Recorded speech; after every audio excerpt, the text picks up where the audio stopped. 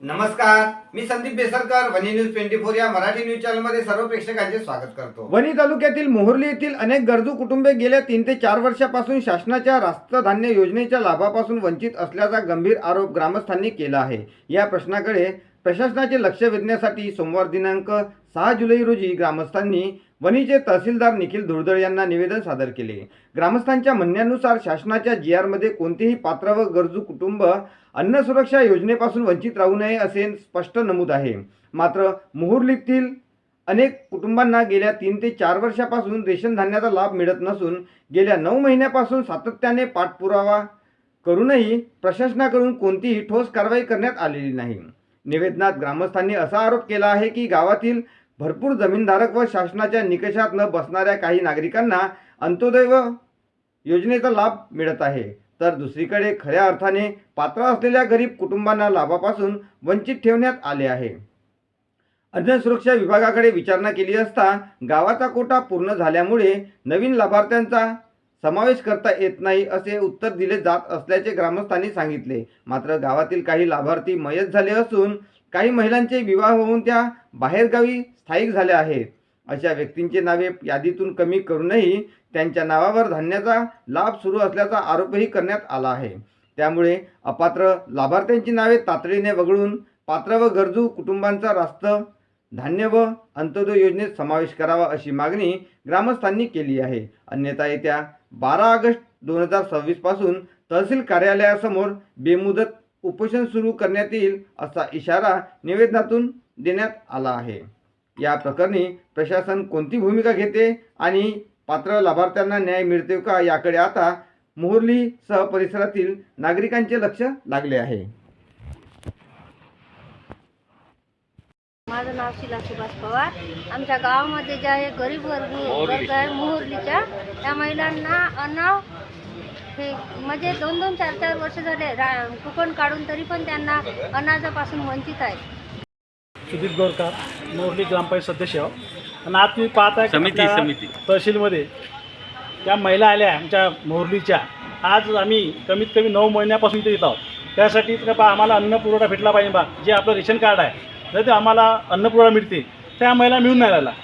ज्या गरीब महिला आहे आणि जे मोठे कास्तकार आहे ज्यांचे शेती 10 एकर आहे 12 एकर आहे त्यांना मात्र अन्न मिळून राहिलं आहे. म्हणजे त्यांचा जो रेशन कार्ड आहे त्याला पूर्ण मिळून राहिलं आहे. पण ज्या गरीब महिला आहे ज्या पानार येऊन आता खाणाऱ्या ज्या महिला आहे आज त्याचं पाहिलं आज त्याची याची तयारी नाही बनला आता येऊ शकत नाही. मजुरीच्या बाया आहे 5-4 येऊन राहिल्या तरी अजून आमचं काही तर मनात सुद्धा आमचं काम काही शांत झालं नाही. मन समाज झालं नाही बाया याच्यामध्ये. तरी आमची अशी तक्रार आहे त्या अधिकाऱ्यांना लवकरात लवकर आमच्या जे गावचं जे रेशन कार्डचं दुकान आहे जे ज्यांना पाहिजे जे गरीब लोक मिळायला पाहिजे त्यासाठी प्रयत्न करावा. बस एवढं बोलतो.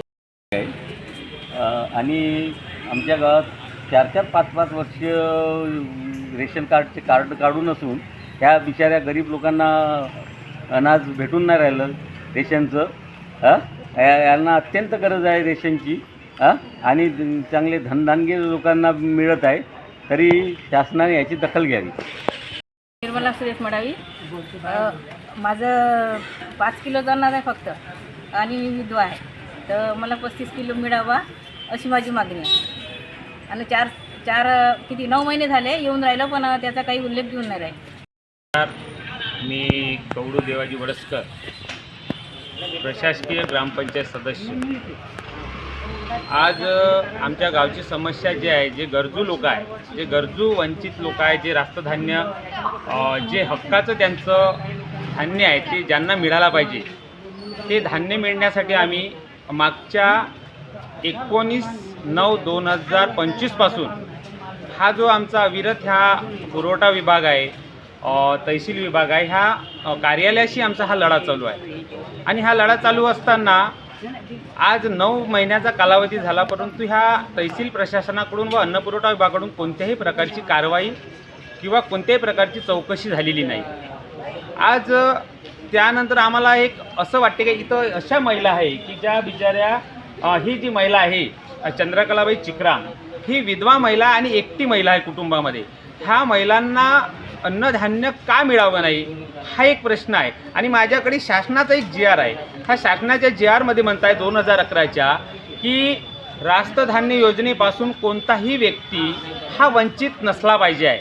आणि याच्यामध्ये बरेचसे पॉईंट आहे की जर कोणते व्यक्ती जर रास्त धान्य योजनेचा जर लाभ घेत असेल आणि ते अपात्र असेल तर दरवर्षी 1 जानेवारी ते 31 जानेवारीपर्यंत गावामध्ये अन्नपुरवठा विभागाने, तहसील विभागाने सर्वेक्षण करून जे लोक चुकीच्या यांनी त्या अन्नधान्य योजनेमध्ये जर गेले असेल तर त्यांना अपात्र करा आणि जे लोक पात्र असेल त्या लोकांना BPLमधून डायरेक्ट अंत्योदयमध्ये आणा. त्यानंतर APLमध्ये जर असेल तर ते लोक BPL म्हणजे अशा प्रकारचा हा सगळा GR आहे. हा GR आहे माझ्याजवळ शासनाचा. आणि एवढे असताना हे जे निगरगट्ट शासन आहे की यांना जे सांगताय की आम्ही बरेचदा इथं येऊन बोलतो आहे की बाबा जे गरजू लोक आहे त्या गरजू लोकांना ह्या धान्याचा लाभ मिळाला पाहिजे. ज्यांचा हक्क आहे, अधिकार आहे, त्या अधिकारानुसार ह्या लोकांना मिळाला पाहिजे. पण या लोकांना मिळत नाही. आणि आम्ही बघत आहोत जे लोक ज्यांच्याकडे 15-15, 20-20 एकर जमीन आहे त्या लोकांना तो लाभ आजही रोजी ते लोक घेऊन चाललेले आहे. आणि हे बिचारे सामान्य गरीब लोक पाहत आहेत. परंतु हे प्रशासन 9 महिन्याचा कालावधी होऊन 9 महिन्याच्या कालावधीमध्ये आम्हाला यांनी एक अहवाल दिलेला आहे. या अहवालामध्ये यांनी असं सांगितलेलं आहे की आम्ही जे मागणी केलेली नाही म्हणजे आमचं कुठंतरी दिशाभूल करण्याचा असा एक अहवाल आम्हाला प्राप्त केलेला आहे. तो अहवाल आम्हाला प्राप्त केलेला आहे 26/2/2026. 26/2/2026 पासून जवळपास आज रोजी 4 महिन्याचा कालावधी झाला. 4 महिन्याच्या कालावधीमध्ये सुद्धा ह्या पुरवठा विभागाने, अन्न पुरवठा विभागाने कोणत्याही प्रकारचे ह्या प्रकरणाची चौकशी केली नाही. आणि आम्हाला एकच म्हणणं आहे की जे लोक त्या पद्धतीमध्ये ज्यांच्याकडे इथं एक आहे की अंत्योदयमध्ये अपंग, विधवा, त्यानंतर ज्यांना सहारा नाही आहे, जे लोक 60 वर्षाच्या वरील आहे असे लोक त्या योजनेमध्ये, आत्महत्याग्रस्त कुटुंब आहे अशी लोक योजनेमध्ये गेले पाहिजेत.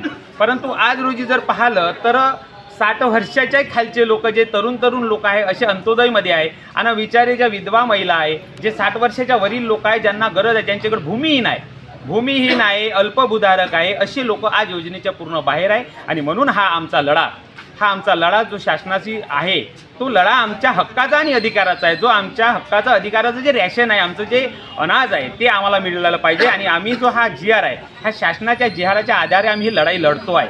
आणि आज आम्ही तहसीलदार साहेबांना निवेदन दिलं आणि त्या निवेदनामध्ये सुद्धा आम्ही अल्टिमेट दिला की 1 ते सव्वा महिन्याचा कालावधी दिला आहे यांना ही प्रक्रिया आता पूर्ण व्यवस्थित चौकशी करून करण्यासाठी.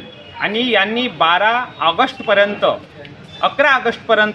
ह्या प्रकरणाची संपूर्ण सखोल चौकशी करून जोपर्यंत हे अपात्र जे लाभार्थी त्या योजनेमध्ये गेलेले आहे, अन्नपुरवठा विभागामध्ये, रॅशन प्रणालीमध्ये, ते लोक काढून जे लोक बसतात नियमानुसार, निकषानुसार त्या लोकांना ह्या अन्नपुरवठा धान्याचा त्यांना लाभ देण्यात यावा. अन्यथा 12 ऑगस्टला आम्ही सर्व जे गरजू लाभार्थी आहेत ते लाभार्थी सर्व आम्ही उपोषणाला बसणार आहोत आणि आमरण बेमुदत उपोषणाला बसणार आहोत. कारण प्रत्येक ज्याचा अधिकार आहे तो माणूस दररोज तिडतीड मरतो आहे ह्या योजनेसाठी आहे.